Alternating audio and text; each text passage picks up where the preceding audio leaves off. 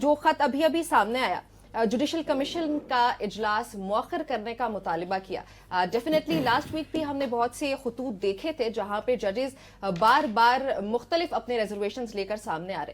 اب یہ جو خط سامنے آیا, آپ کو کیا لگتا ہے کہ جوڈیشل کمیشن آف پاکستان کا جو اجلاس مؤخر کرنے کا مطالبہ کیا گیا, اس پر مانا جائے گا یا کوئی پیش رفت ہو سکتی ہے اس پہ؟ دیکھیے, مانا جائے گا نہیں مانا جائے گا تو میرا خیال ہے حافظ صاحب تھوڑی بہتر اس پہ روشنی ڈال سکتے ہیں. میں صرف اتنی گزارش کر سکتا ہوں کہ یہ ایک ایسا خط ہے جو ایک نہیں دو نہیں ملٹیپل ججز آف دا سپریم کورٹ نے سائن کیا.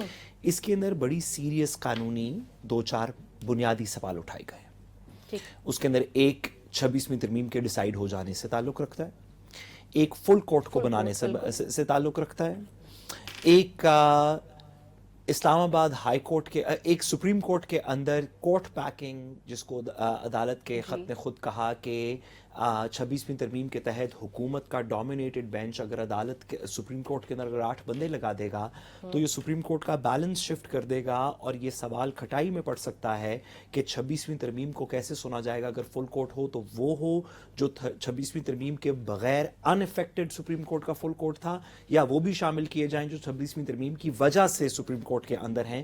یہ خط یہ بات کرتا ہے کہ اس طرح کے بڑے پیچیدہ سوال آئین کے اندر اٹھ جائیں گے. ساتھ ہی خط یہ بھی بات کرتا ہے کہ اس وقت کوئی ایمرجنسی لگ نہیں رہی. جب تک یہ مسئلے ریزالو نہ ہو جائیں تب تک کوئی ایمرجنسی سامنے لگ نہیں رہی. آپ اس میٹنگ کو ڈیلے کر دیں, جوڈیشل سائڈ کے اوپر چیزیں کچھ ڈیسائیڈ ہو جائیں, 26ویں ترمیم کا مقدمہ, فل کورٹ کا ایشو, اور ہاں ضروری اس سارے جوڈیشل کمیشن کے جو میٹنگ ہے جس کو مؤخر کرنے کے لیے خط لکھا گیا ہے, اس کے اندر ایک کنسیڈریشن یہ ہونی ہے کہ اسلام آباد ہائی کورٹ سے کون سے جج صاحب جو ہیں وہ سپریم کورٹ میں جائیں گے. اس کے لیے سپریم کورٹ کے اپنے رولز کہتے ہیں کہ ٹاپ 5 کا نام کنسیڈر کیا جائے گا, اور وہ 5 کی لسٹ جاری کی ہوئی ہم نے دیکھی تھی جس میں نام جسٹس عامر فاروق سے شروع ہو کے جسٹس بابر ستار صاحب تک جاتے تھے. اب یہ سپریم کورٹ کے خط کے اندر لکھا ہے کہ اب یہ جو ٹرانسفر کر کے بغیر نئے اوتھ کو, اور سپریم کورٹ کے خط میں لکھا ہے کہ نیا اوتھ لینا چاہیے, بغیر نئے اوتھ کو لیے جو اسلام آباد ہائی کورٹ کی سینیورٹی لسٹ قائم کی گئی ہے اس میں justice Dogar Lahore high court سے وہ نمبر 2 پہ ہیں, اور جسٹس بابر ستار جو 5 پہ تھے وہ 6 پہ جا چکے ہیں. تو لسٹ ری ایڈجسٹ ہو گئی ہے. عدالت کا یہ کہنا ہے کہ یہ ایک بڑی عجیب سی ایکسرسائز ہے جو قانونی اور آئینی طور پہ ان جج صاحبان کو درست نہیں لگ رہی. اس کو بھی چیلنج کیا گیا ہے.